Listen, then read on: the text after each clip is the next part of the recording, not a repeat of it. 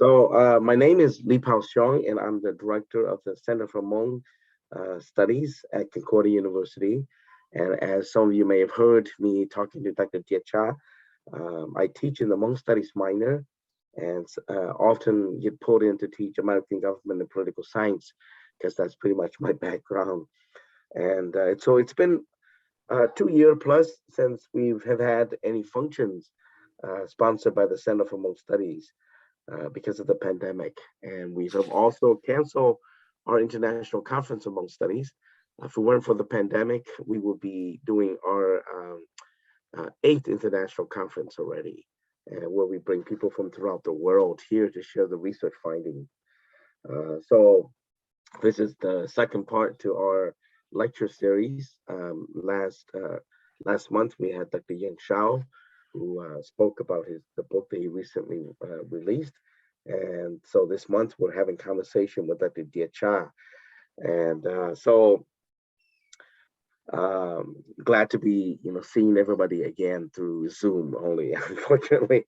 A little bit about the book. The Queen of Needlework is a fictional story based on real life events, through which you can join a little girl named Mai Si on her journey through life, as she learns who she is and what she wants in life. And you can watch her as she faces many obstacles that threaten to stop her from becoming who she is and what she's meant to be. And you can rejoice with her as she sees the strength that she holds within herself, as Dr. Dia Cha wrote on her on her page. Dr. Dia Cha is a Hmong American scholar and an award-winning author who has published 4 other books and written this book to share with you her culture as well as the amazing skills and beauty of needleworks. And this book is meant to inspire you to believe in yourself and believe in the talents you have. Dr. Dia wanted to write a book that only tells an important story and gives courage to take that next step in life, but also shed light on the culture of the people. Dr. Dia Cha was also very instrumental in the founding of the Center for Hmong Studies. When we first started having discussion about the center, Dr. Dia Cha participated in a symposium, which basically provided a lot of inputs and suggestions on how we can make the Center for Hmong Studies a viable option.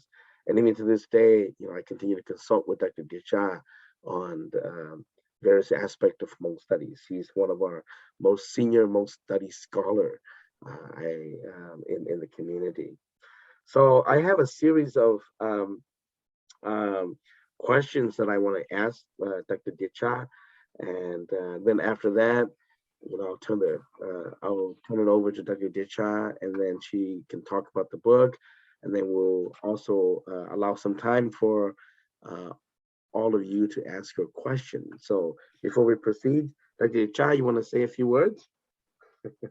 Well, no, welcome and thank you for joining us today. I really appreciate that it's Good Friday and it's Friday also, and you take your very important time to join us. So thank you. Yeah, definitely, thank you. Now, you again, growing up, we've always heard about you and your work in the community, particularly in the community. And for a time, you taught at St. Cloud State University as a faculty. But you left that position and you moved to California. So what happened to you since then? What have you been doing since you left the world of academia and also left the state of Minnesota? Because you're a transplant from Colorado, right? Yes. So share with us, what have you been up to thus far? Oh.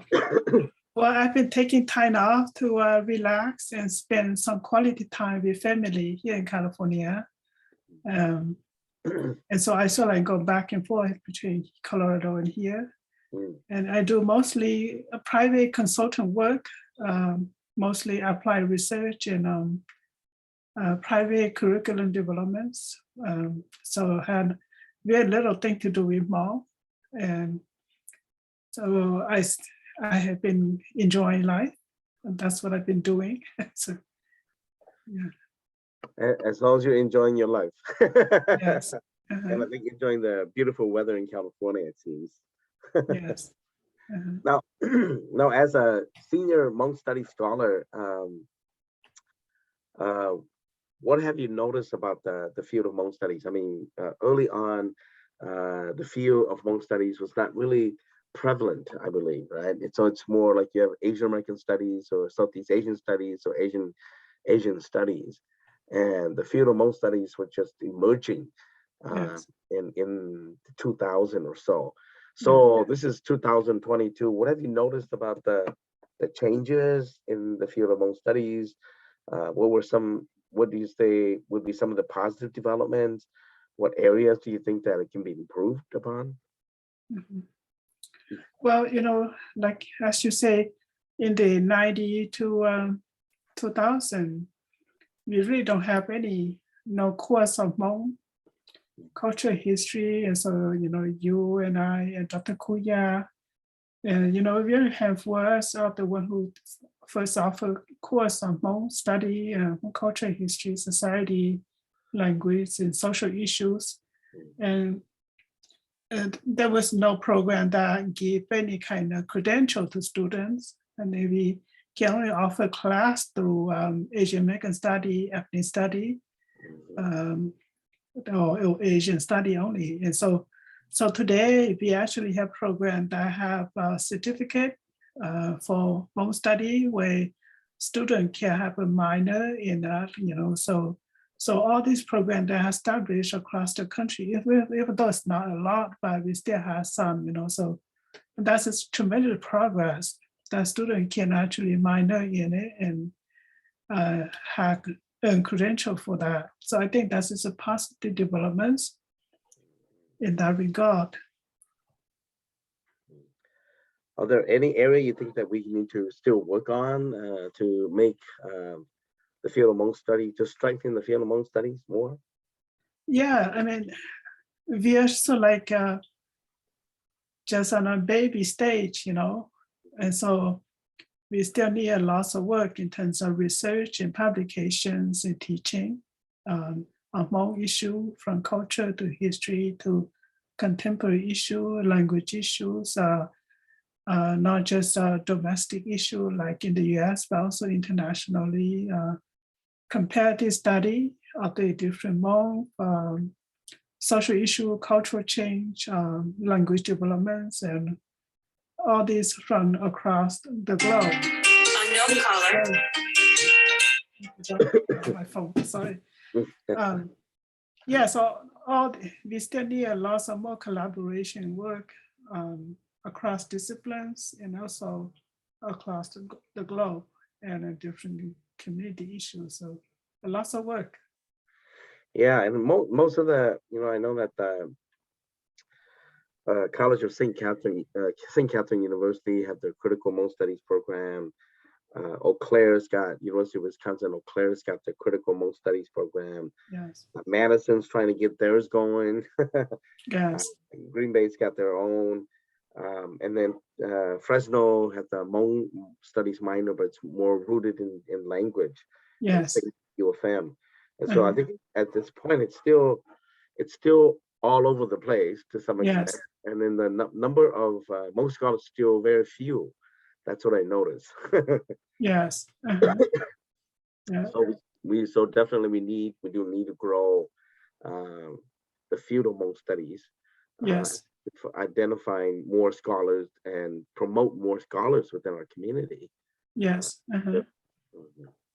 Yes. Now, what about going back to the book? What prompted you to write this book? I mean, you've done a book on folk tales, you've done a book on embroideries and story cloth, and now with this particular book, it's more of a fiction, but based on real life story. What prompted your interest in moving into this genre?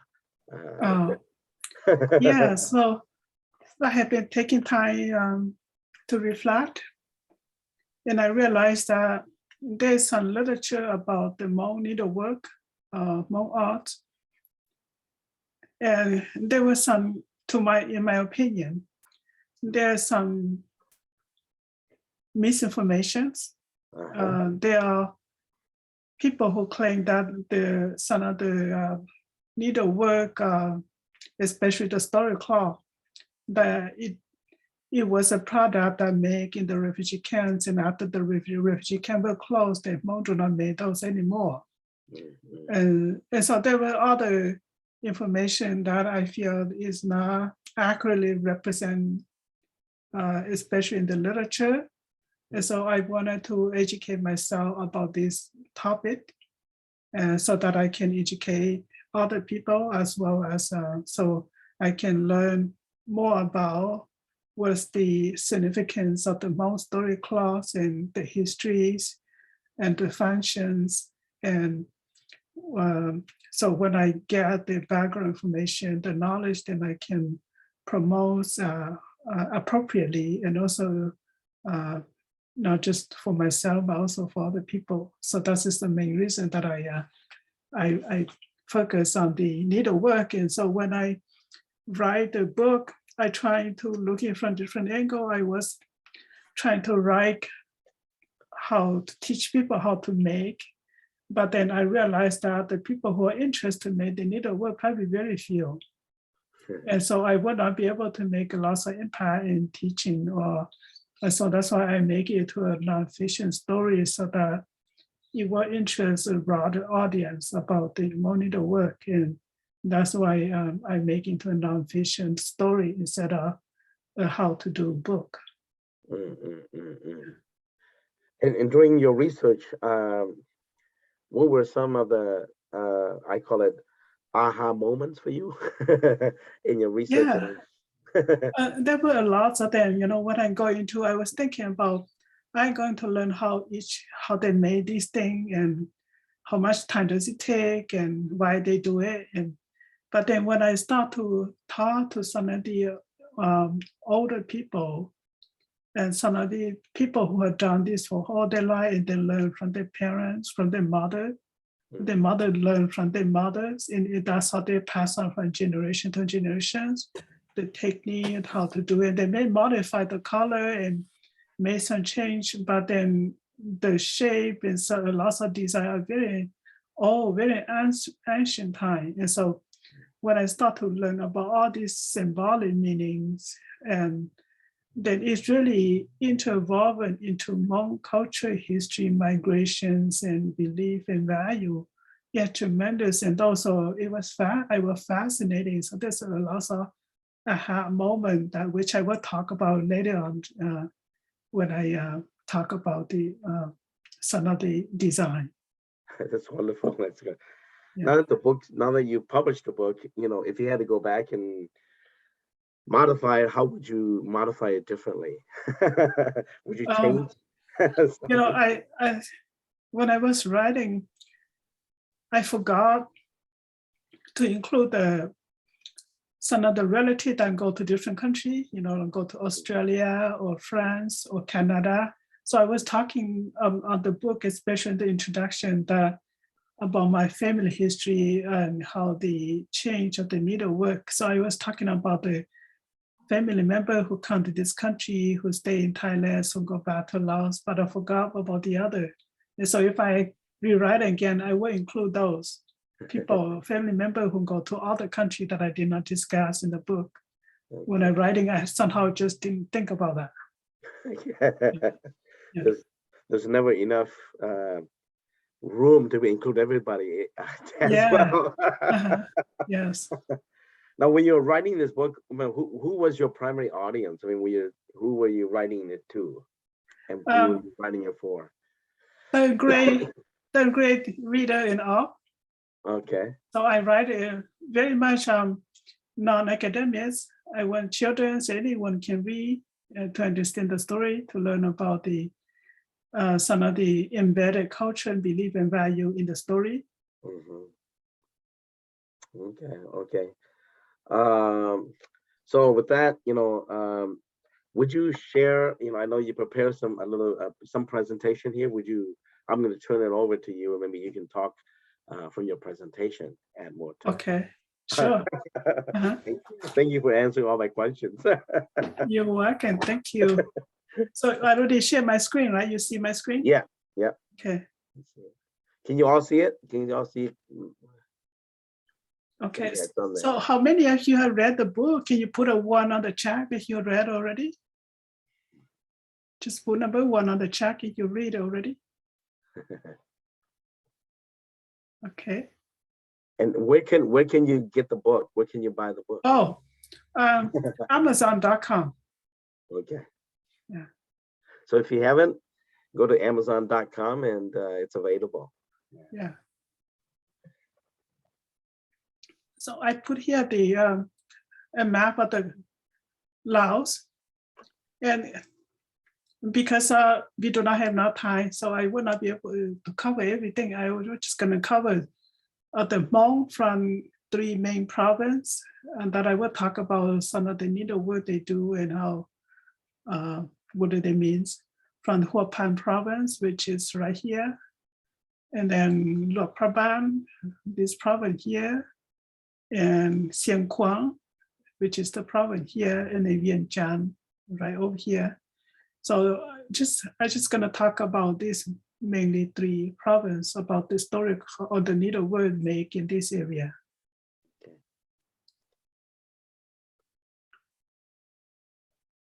So this is a Hmong story cloth. You see if I change the. Okay. So the story class did not exist in Hmong society prior to the 1980s. It was emerged in the refugee camps in Thailand. When Hmong refugees became refugees in Thailand, and they had nothing to do, they was in a very desperate situation, and they had no book to read, nothing to write. They really don't have anything. So, but they're very homesick and feel very desperate, and so they try to record their memory. And the majority of Hmong at the time do not know how to read and write. So it was only the men who know how to write, to draw. So it was the men who draw the picture, and the woman who saw on the figure that the men draw. And the story that they make reflect their previous life in Laos, village life, their daily activities, and the migration, the fleeing from Laos to Thailand to become refugees, some of the scenes from the journey. During the war, when there's a lot of bomb drop from the airplanes, a lot of killing, how the men were arrested and taken away. And so all those stories were recorded. And so this is what they call story cloth. You document all these in this white line here on the story cloth is the Mekong River, where thousands of Hmong, all the Hmong had to cross this river to get to Thailand, and thousands of them were drowned and killed. And so this is the story cloth document that. And so when Hmong start to do that, it's just to record the history for the younger generation, so that they will know what they go through. And then eventually it got the attention from the international community. So they start to make more. And so during the time since the 1980 until 2000, when before the refugee camp closed, they make so many different sizes and versions of these story cloth. Some of them would just reflect the war scene, some of them were just daily life, some of them were just the fleeting, or some of them just the refugee camp lives. So that's how it was created as a documentation of their life and how they feel, to keep the memory. Since they cannot write a book, they cannot, they do not have anything to build something so that they can have a memorial, and so that we all can go and see and say.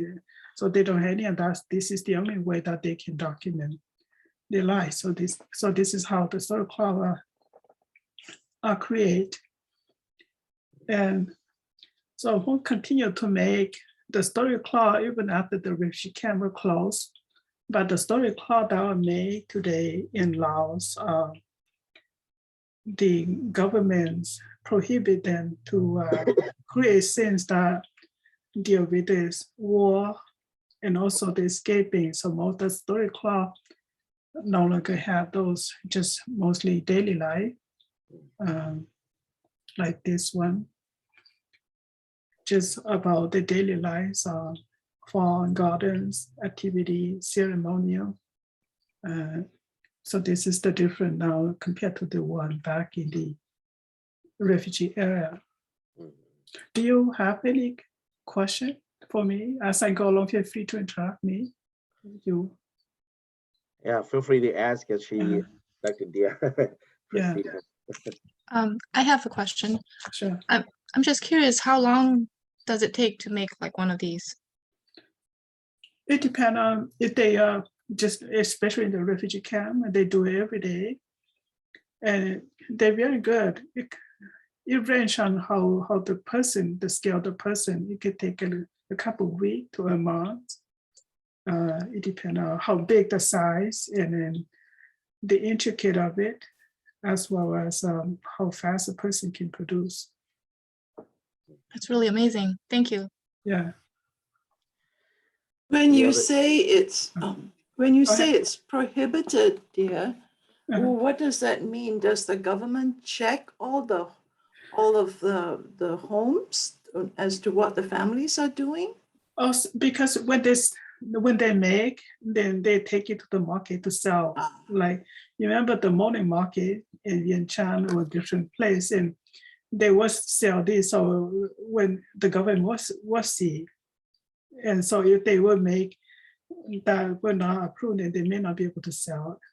They may be removed, so then they know that they cannot make it again. Thank you. Mhm. Yeah, it speaks negatively of the government's atrocity towards the fleeing refugees. So I think that's, the government don't want that to be a story, a narrative to be sold. Dr. Dia, I noticed, when I was in Laos, I picked up another story cloth where it's depicting different animals, but instead of sewing it all in, they actually cut the designs. Like, for example, a tiger stripe, they'll cut a cloth that's got tiger stripe and then just sew it on top of it. And I found that really interesting. And I think it may be because much more easier, less time consuming. And so instead of, sewing it all in, they basically just cut the piece and then sew the piece onto the animal. Yeah. Like that.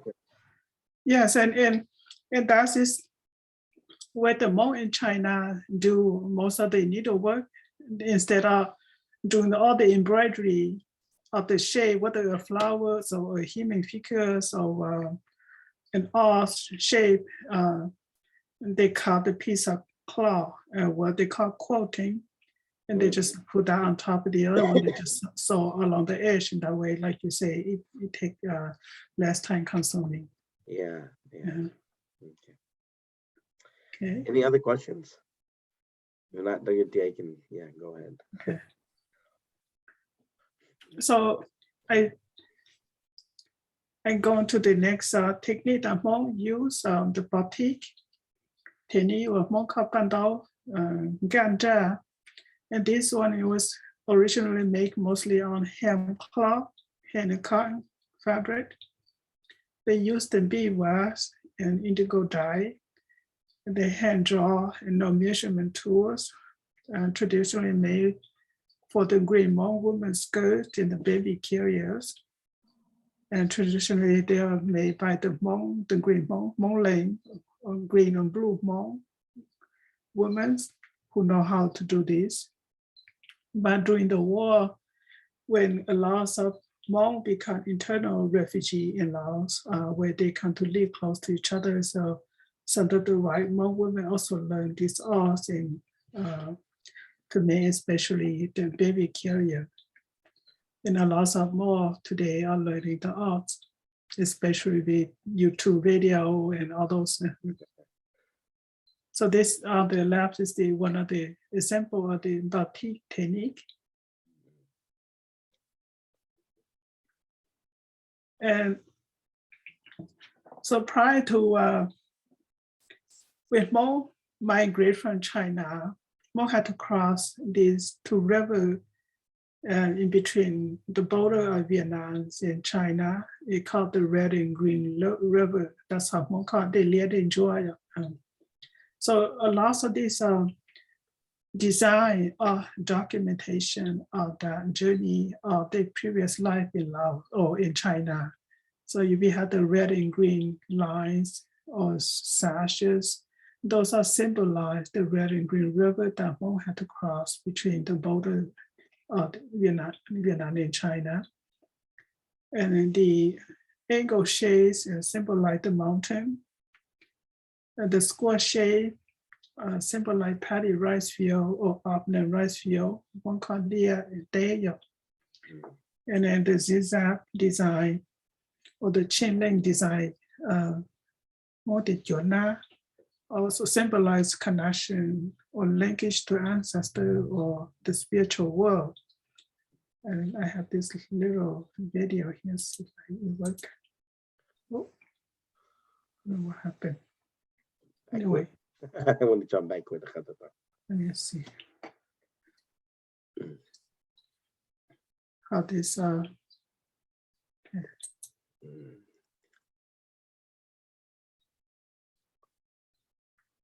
so they hand draw each line like this.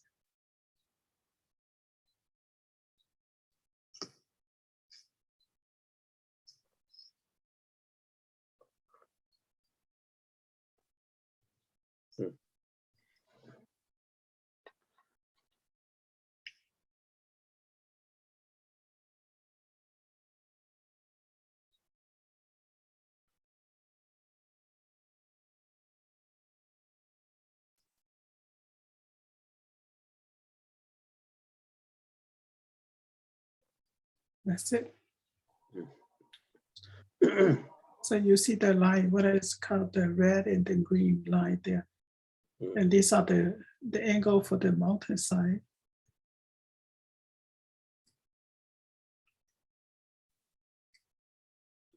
And these are the dress. And when I was talking about like this rectangular square shape like this, symbolize the field, and this line here and go here, and these are the river. So because they cannot read and write, they are illiterate. So when they cross the river on the migration, then if it's a big river, they make a B, the mark, so on this skirt. If it's a small river, they make a smaller line on the skirt. That's how they document. And they think that they will be able to go back, but eventually they can never go back. So this is the only memory that they have. But then through so many generations, we don't know why, but this just because it's transmitted from mother to daughter who make, and then they just take their daughter to do, and they just follow the same pattern, and it just continue.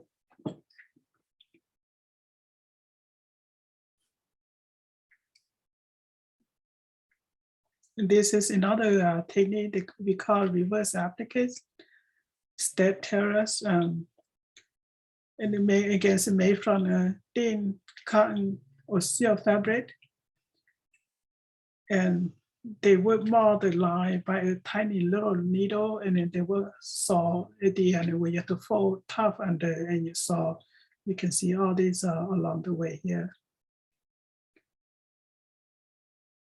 And they were made mostly for Hmong clothes, part of Hmong costume, Hmong clothes, prior to the 1970, mostly for Hmong consumption. But then after that, especially when Hmong become refugee, and then they started made for commercial to sell to the international market. And this technique made mostly from the province of Siang Quang. White Hmong women who do it. And they made for the headdress, for the aprons, some jackets, and for the decorative piece called money bag. Like these they have silver they make for the sash to go around the belt, the wrist, and also these are hanging down. And where these are very during special occasion, during New Year's, and so during wedding. And it symbolizes wealth and abundance. Symbolize some of the ancient kingdom in China, where they live in a complex, a very splendid environments where they have beautiful gardens, the shape like the lots of terrace, and then building up, probably make a stone and complex. So this is so like another marker of the ancient life.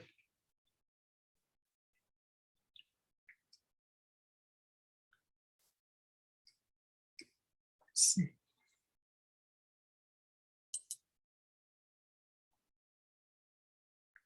And this one we call the old people design. And before Hmong become refugee, they use this pattern only for burial clothes. They made to give to each other for prepare for burial clothes. And the design so like symbolize the path to the ancestor lands or made to the spiritual world. And this design may incorporate like old people's clothes for spiritual protection during old age. When people get older, they may wear this as a protection.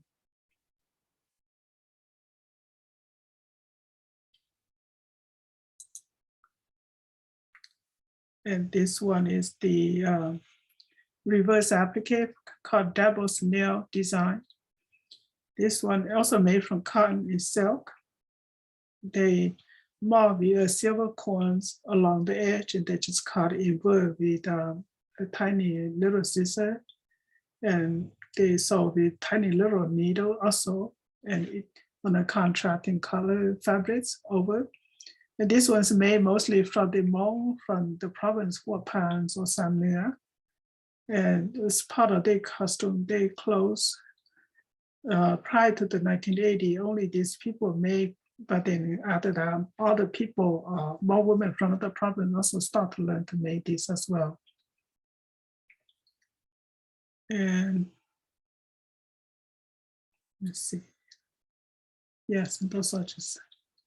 Yeah, feel free to ask questions on any but these particular items as well. Yeah. Yeah, I have a question. Okay. If you go back to the batik, you find the batik in like Malaysia, Indonesia, similarly using wax and indigo. How do you think, as an anthropologist, how do you think these were all connected?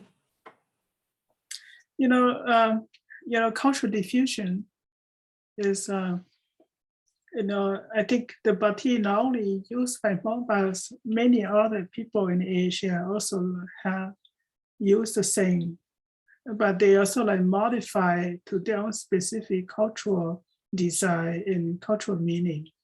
So they may use the same batik, but they may make it different design.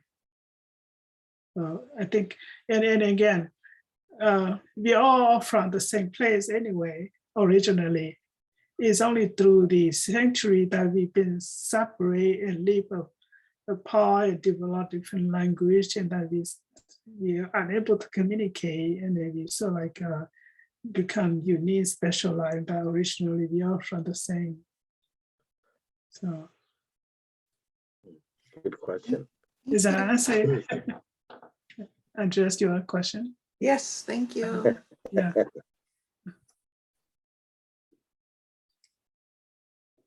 So these are some more of the illustration of the reverse applique devil's nail.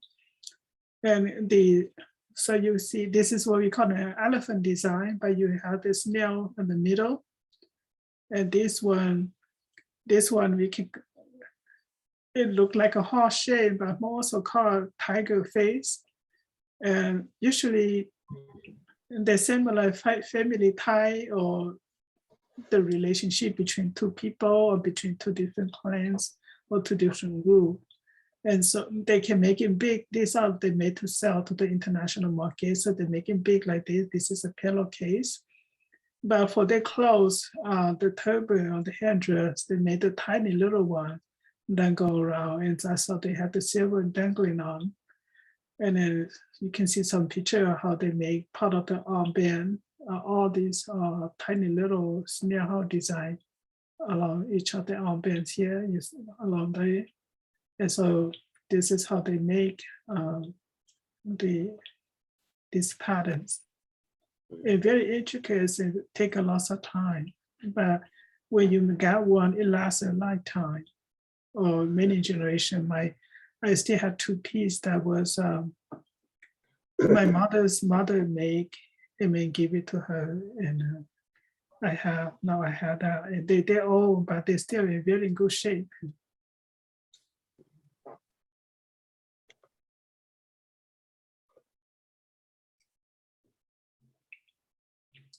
And then one other thing that I learned when I was talking to people about this is that the Hmong clothes, very bright colors and very intricate. It takes a lot of time to do it. And it's what I show that Hmong clothes have this very high core lifestyle. And there was a story that a long time ago, they had their own kingdom and they had their own, and then so all these sort of like pass on in memory of that to record, to document that. But then because all through the century we forget, we don't know, so we just think that it's just a piece of needlework.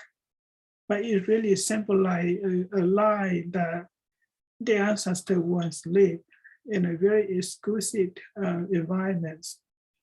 And I will talk more about some of these. Like the silver coins, they had the silver coin and the jewelry. And when Hmong had that and they wear it, it made this sound. And if you watch some of these old Chinese movie, where when they had the leader, the king, or queen, who didn't know, yeah. When they're gonna come, they're gonna go someplace, they always make announcement and then go in procession, right? They play drum, they have loud music, sometimes they shoot gun on the sky to announce that this very VIP, very important royal procession, right? And so because Hmong don't have that anymore, cannot do that in a new land where they find themselves. So in memory of that, they maintain this silver dangling, making these sounds. Whenever Hmong go, this is sort of like a royal procession announcement that this is where we once was, and this is how we continue the tradition. But then because we don't know that, so that is why it won't continue to make that. Does it make any sense? Yeah. Yeah. Yeah.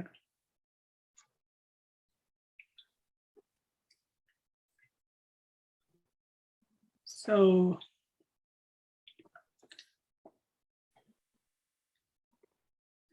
I learned a lot about how all this needlework is part of the documentation of Hmong previous lives, especially ancient life. It's fascinating about migration, settlement, landscape, memories, all kinds of memory. And I keep asking the Hmong women, why do they do, what made them do? Lots of them, back in Laos especially, Hmong women work very hard.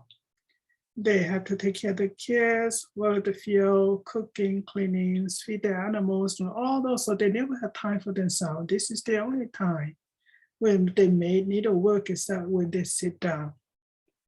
And they sit down, and they say when they sit down, and if you have a lot of stress, you worry, you cannot make good pandao, you cannot make good needlework, but you have to really release everything, let go everything, and concentrate. And when you concentrate, you have peace and you're quiet and you relax and you just sit down and you just do that. Then that's when you open up in a new world where you can tap into your inner peace and your inner voice. And this is how they're able to make. And when they do that and they forget about everything else, and they can make a lot of this artwork and in that world that they live in, where Hmong women live in a male-dominant society where everything, where they were told to do everything, well, not able to do things, but in this their own little special world like this, where they are the center, they can do anything they want, and this is what they able to do. It reflects in that. So that is one of the lessons that I learned from studying this. Any more questions? You are still with me? Any questions? I'm so glad to see these pictures, dear, because in the book it's all black and white, and I was saying, oh, what does it look like? These are so beautiful. Yeah, it's so beautiful. I tried to convince the publisher to let me publish in color, but no, does it cost too much? So I couldn't do that. Yeah.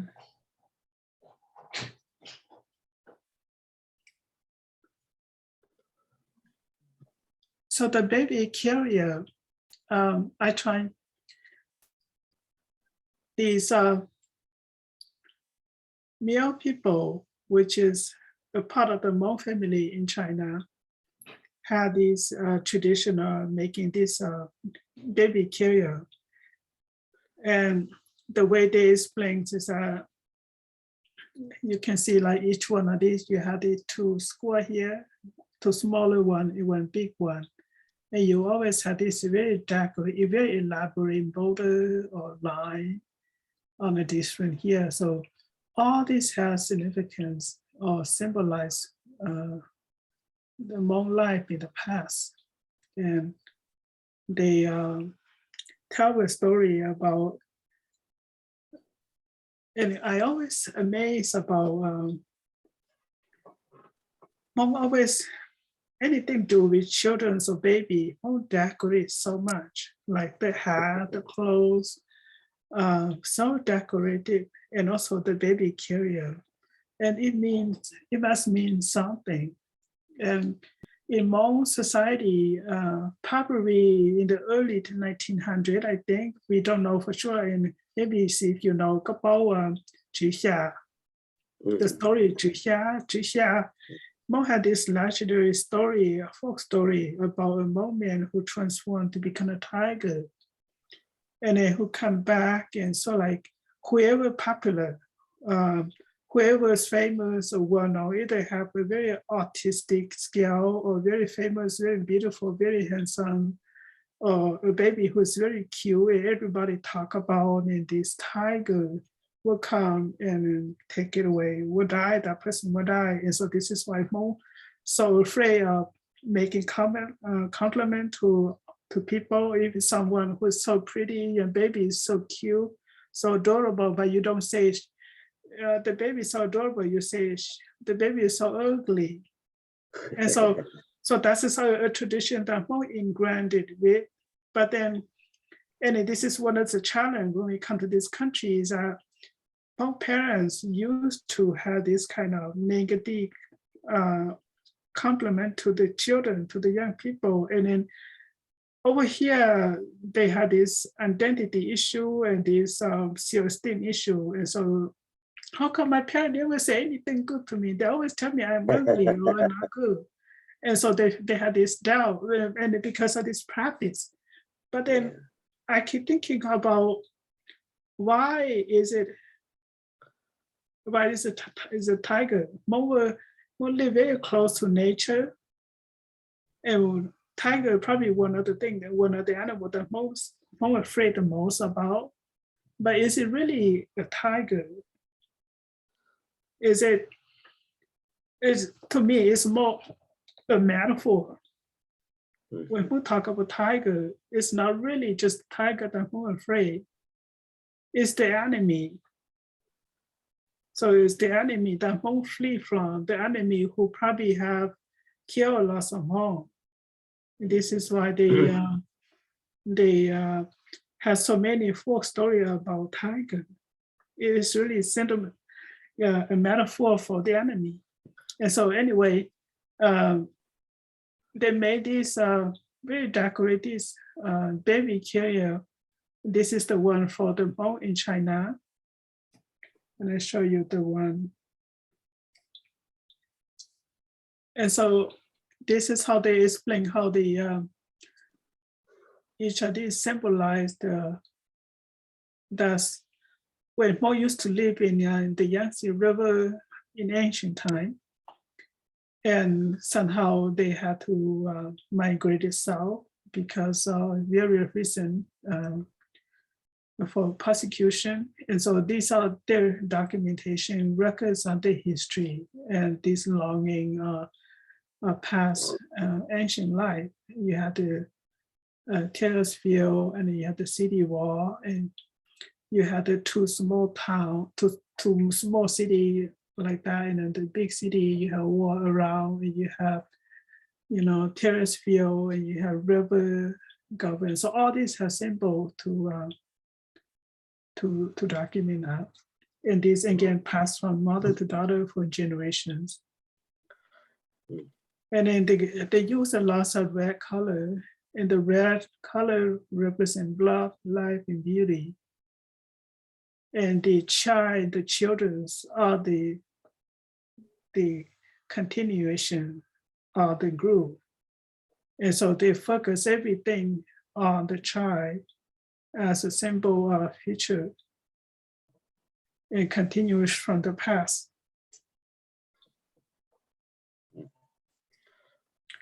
And these are the baby carrier from Laos and Thailand. And even though they modify the artwork a little bit, you still have the same, the two square here. You still have they may make all different kinds, but they still have the two square out there and then the big square down here. You still have all this decorated edge here and symbolize, the terrace and the rivers and then the wall and the towns.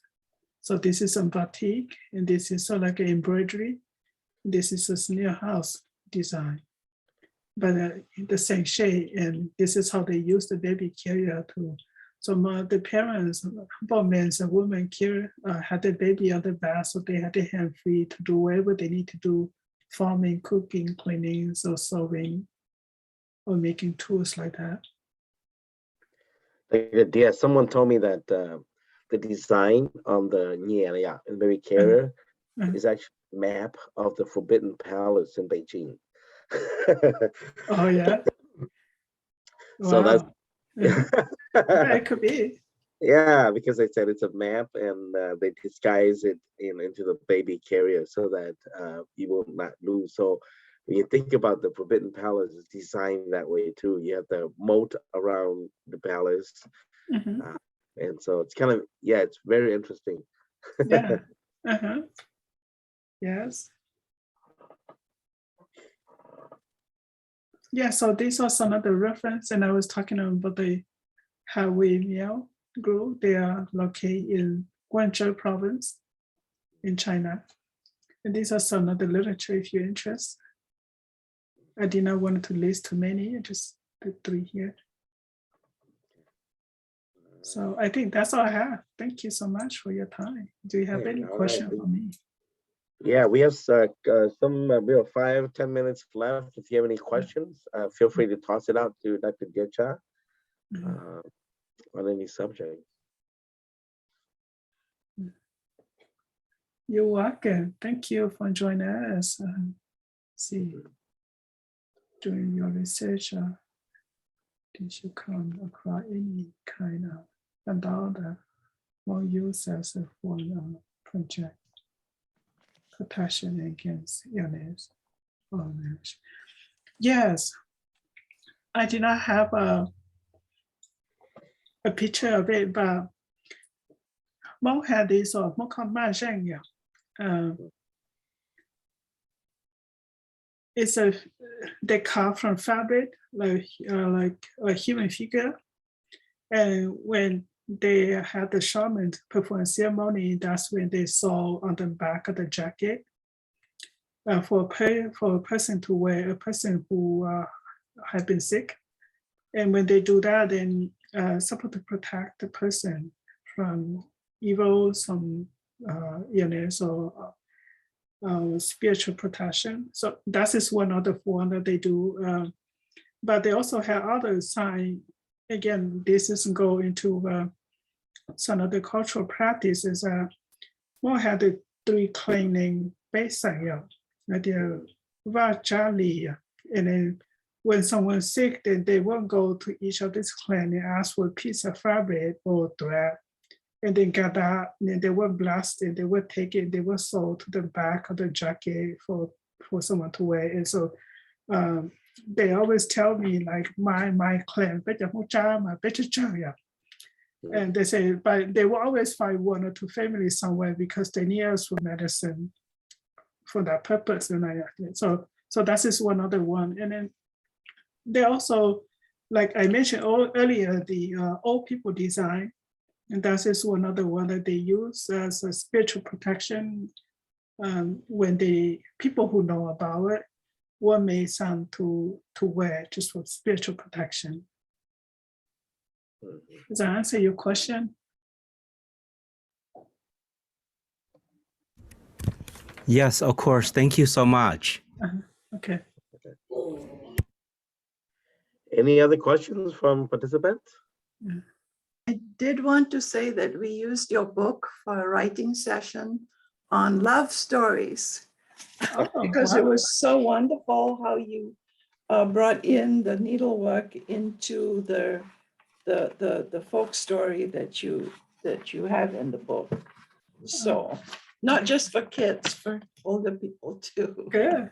Yeah, Thank you, good. dear. Thank you for using it. Yeah. Any other questions, comments? If not, well, thank you, Dr. Dia, for the wonderful presentation. I certainly learned a lot as well. And thank you to all the participants for making time today to join us. And again, thank you very much. So. Yeah, thank you. Thank you all, and have a wonderful weekend. All right, thank you. Thank you, Dr. Dia. Okay, yeah. Thank you. All right, Bye. signing out. Bye-bye. Bye. Good to see you, Hattie.